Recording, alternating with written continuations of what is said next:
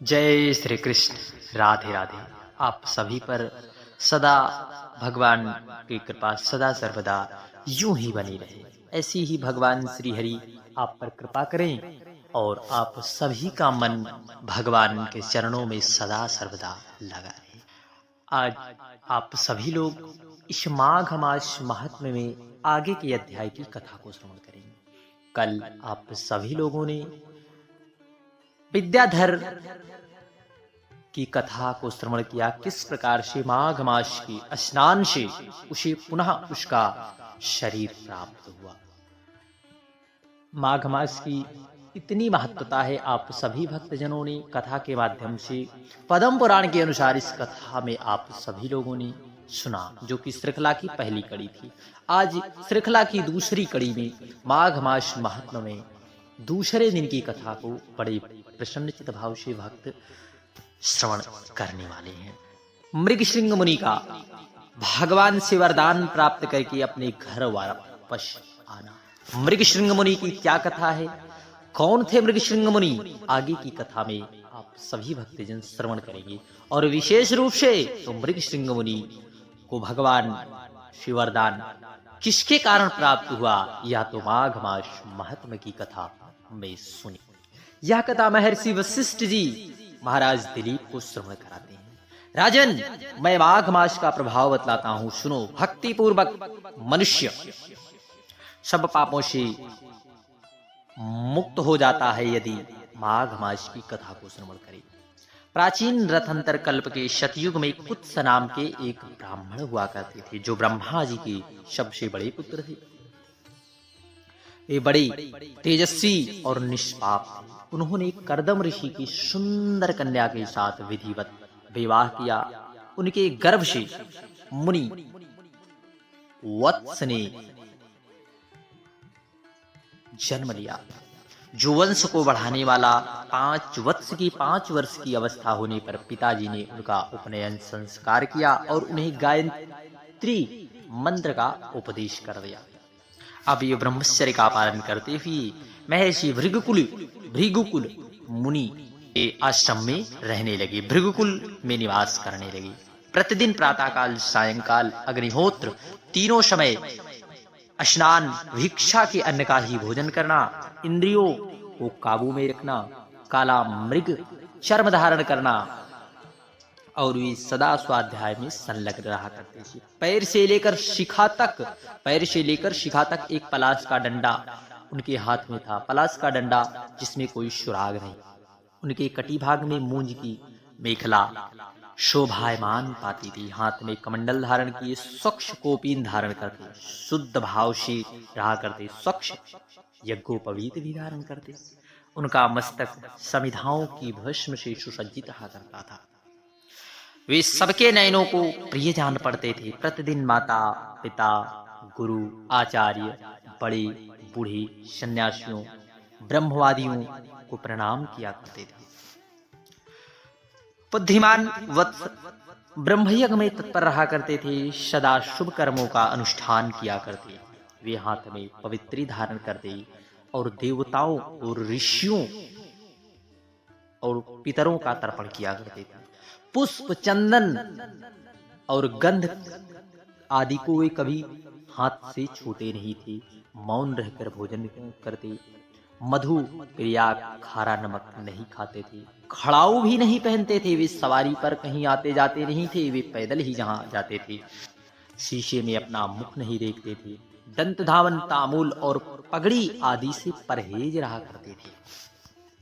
नीला, काला तथा पीला खाट आभूषण और जो भी वस्तुएं ब्रह्मचर्य आश्रम के प्रतिकूल बताई गई है, वे उन सब का जो है स्पर्श नहीं किया करते थे।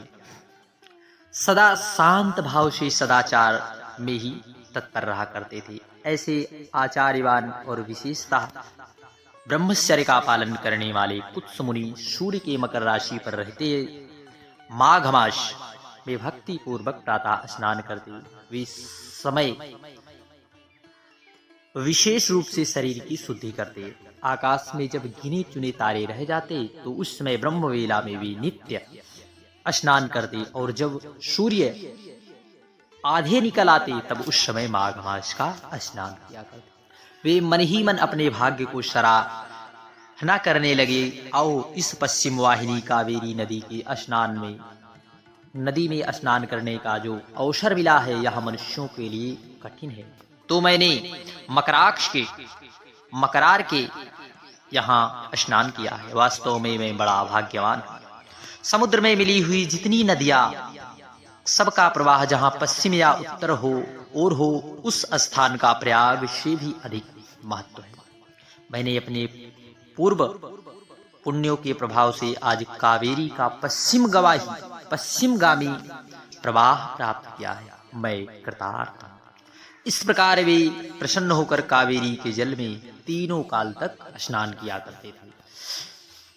उनके पुण्य से उनका अंतःकरण शुद्ध हो गया। वे ममता और कामना से रहित हो गए। तदंतर माता पिता और गुरु की आज्ञा ले वे सर्व पापनाशक कल्याण तीर्थ में आ गए। उस सरोवर में वे 1 मास तक माघ स्नान करके ब्रह्मचारी वत्स मुनि तपस्या करने लगे। राजन, इस प्रकार उन्हें उत्तम तपस्या करते देख भगवान विष्णु प्रसन्न होकर उनके आगे प्रत्यक्ष प्रकट हो गए और बोले, महाप्रयाग मृगसिंह, मैं तुमसे प्रसन्न हूं। यूं कहकर भगवान पुरुषोत्तम ने उनके मस्तक को स्पर्श किया। तब वत्स मुनि समाधि से विरत हो जाग। उन्होंने अपने सामने भगवान विष्णु को उपस्थित देखा। वे सहस्त्र सूर्यों के समान तेजस्वी कौस्तुभ मणि आभूषण से अत्यंत भासमान दिखाई पड़ते थे। तब मुनि ने बड़े वेग से उठकर भगवान को प्रणाम किया और सुंदर भाव से भगवान की स्तुति की। उस समय उनके नेत्रों से आनंद के अश्रु बह रहे थे और सारे शरीर में रोमांच हो आया।